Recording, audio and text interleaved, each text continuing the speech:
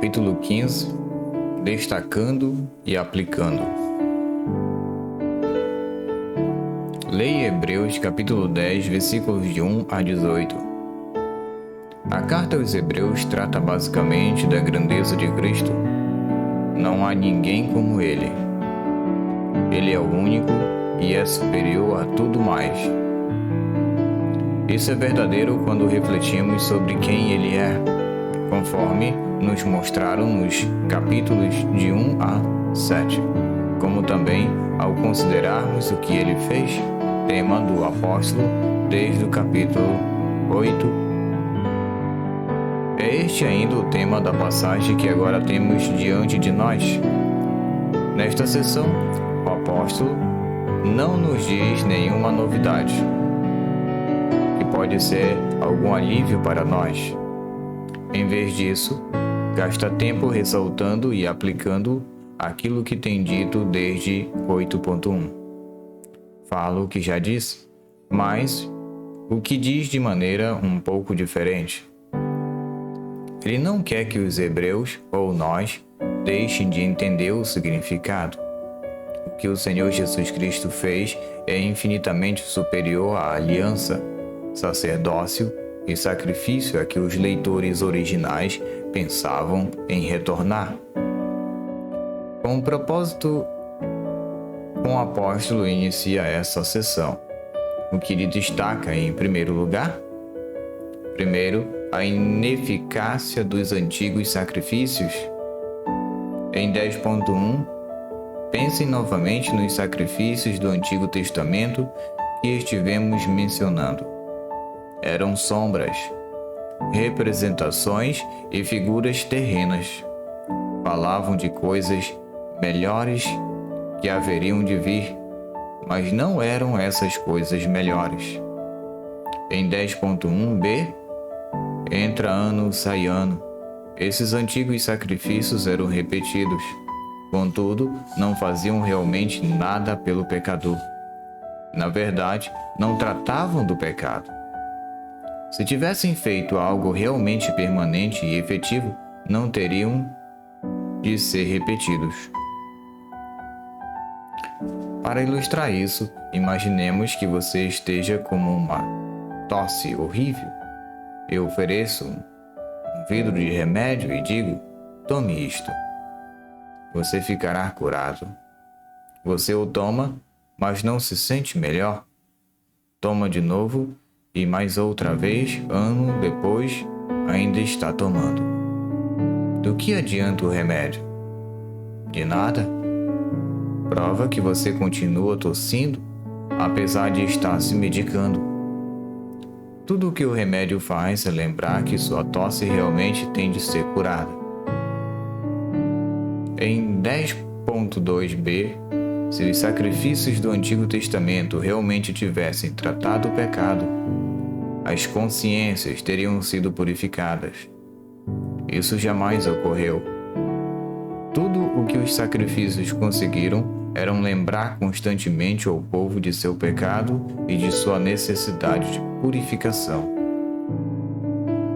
No antigo regime, os adoradores continuavam sem perdão, exceto pelo fato de que era despertada a fé em alguns deles. Conforme vimos antes neste livro, eles passaram a depender do sacrifício vindouro e obtinham a purificação dos pecados por meio da fé que tinham nisso. Em 10.4, é claramente um fato que o derramamento de sangue de animais não consegue tratar o pecado que nos separa de Deus e nos destina ao inferno. E como poderia? Pense nisso. Como poderia? Como qualquer coisa parecida poderia remover o pecado? É uma óbvia impossibilidade. O reconhecimento pleno disso nos prepara para o próximo ponto. Segundo, a eficácia do sacrifício de Cristo. Você pode ver isso no capítulo 10, versículos 5 a 10. Encontrastes aquilo que acabamos de ler, o sacrifício do Senhor Jesus Cristo No Gólgota, foi plenamente capaz de realizar aquilo que nenhum sacrifício de animal poderia fazer. Como? Por quê? É o que o apóstolo nos dirá agora, em 10, 5 a 7. Para explicar este ponto, é necessário citar o Salmo 40, versículos 6 a 8. Como vocês, judeus, sabem muito bem, as palavras deste salmo são messiânicas. Pense no que dizem. Elas expressam o que estava na mente de Cristo quando ele, o eterno Filho de Deus, veio ao mundo como filho de Maria, filho do homem. Em 10.8, o Messias reconhece que Deus não tem prazer nas ofertas e sacrifícios determinados pela lei do Antigo Testamento e que ainda estavam sendo oferecidos no tempo de sua vinda ao mundo. Em 10.9, portanto, ele vem não para ofertar tais sacrifícios, mas sim fazer a vontade de Deus. Não tem interesse em sacrifícios. Todo o seu propósito em vir ao mundo é realizar a vontade de Deus. Em 10.10, não é mediante o sacrifício de animais, mas por Cristo ter entregue a si mesmo para realizar a vontade de Deus que homens e mulheres são separados para pertencer ao Senhor. Não é pelo sacrifício de animais, mas por meio de oferta voluntária de seu corpo que Cristo, de uma vez para sempre, realizou a redenção. O que o apóstolo está dizendo aqui é bastante claro. A vontade de Deus para o Messias era que fizesse plena expiação pelo pecado. Isso requeriria um sacrifício com o derramamento de sangue, e assim foi-lhe preparado um corpo em que pudesse sofrer. Em seu sofrimento e morte foi plenamente cumprida a vontade de Deus. Foi assim que a segunda e melhor aliança passou a operar. O crente foi purificado e separado para Deus mediante a oferta do corpo de Jesus Cristo, de uma vez para sempre. Foi feita uma expiação que agrada perfeitamente ao Deus Santo. Dessa forma, e não mediante sacrifícios de animais, é que foi feita. A única expiação efetiva que existe está na obra de Cristo. Não se encontra em nenhum outro lugar. O terceiro ponto, e este ponto é sublinhado e provado, no capítulo 10, versículos 11 a 18. Em 10:11, pense novamente nos tempos do Antigo Testamento. Não havia assento no tabernáculo, mostrando que não era hora de descansar e que sempre haveria trabalho a fazer. O trabalho de oferecer sacrifícios nunca acabava. Quando o sacerdote acabava de fazer um sacrifício, já era hora de fazê-lo novamente. E isso nos mostra, conforme já vimos, que tais sacrifícios não serviam para tirar o pecado. Em 10:12, como é diferente com este homem, ou seja, Cristo, ele ofereceu um único sacrifício pelos pecados, somente um. Ele o fez para sempre, nunca mais teria de repeti-lo. Então se assentou, sua obra estava completa, terminada, acabada. Mas aonde foi que este homem se assentou? Não sobre qualquer lugar na terra, e sim à destra de Deus. Em 10.13, ali está assentado no lugar de maior autoridade. Ele não tem mais batalhas a travar, não mais tentações a suportar, nenhum Getsemane a mais para sofrer, nem nova cruz em que ser pregado, nem outro túmulo em ser deixado. Terminaram todos os seus conflitos. Está assentado em triunfo, aguardando o dia quando todos os seus inimigos serão postos debaixo de seus pés. Salmo 110:1. Filipenses 2, 9 a 10. O próximo passo para o nosso Senhor Jesus Cristo não será a repetição de uma obra sacrificial, será sua vinda em glória. Em 10.14, a sua obra está terminada, pois naquela única oferta ele aperfeiçoou para sempre aqueles que foram separados para Deus.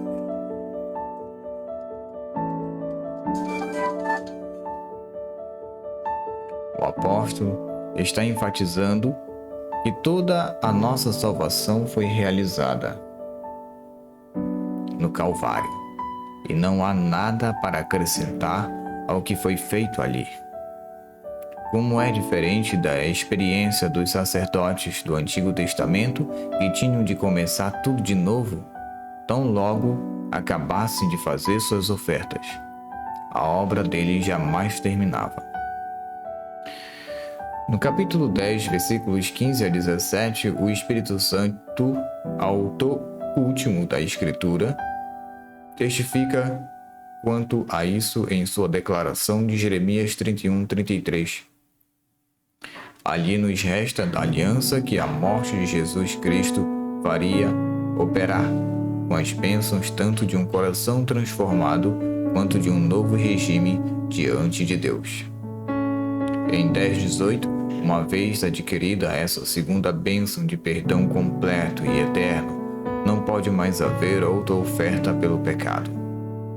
Uma vez havendo sacrifício suficiente e efetivo pelo pecado, não pode haver mais sacrifícios.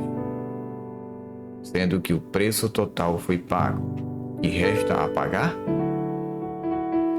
Calvário acaba com todos os sacrifícios instituídos no Antigo Testamento, tornando-os superficiais e desnecessários. Serviram bem como sombras, apontando adiante e mostrando de modo ofuscado aquilo que viria no futuro. Mas não tinham outro valor além desse, porque não podiam apagar um pecado sequer. Seu tempo terminou. Devemos rejeitar com firmeza e força qualquer sugestão de que ainda haja sacrifícios a serem oferecidos e novamente ofertados. A Igreja Católica Romana diz que a missa não é uma mera lembrança do Calvário, mas sim a representação da morte de Cristo, a continuação de seu sacrifício e em si mesma o próprio sacrifício. À luz do ensino do apóstolo na carta aos Hebreus, podemos afirmar que isso é heresia e também blasfêmia. Por definição, nenhuma igreja cristã deverá ter lugar para sacerdotes, altares ou sacrifícios. É fácil apontar o dedo para Roma. Porém, o que dizer das igrejas evangélicas que alegam que em algum tempo, no futuro, os sacrifícios do Antigo Testamento serão novamente oferecidos?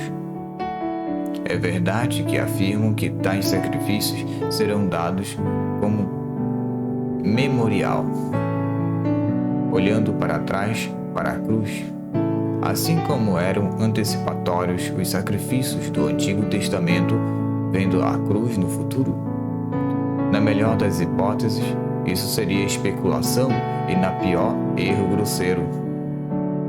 O próprio Cristo instituiu o memorial de sua morte, que deverá ser observado até que ele volte.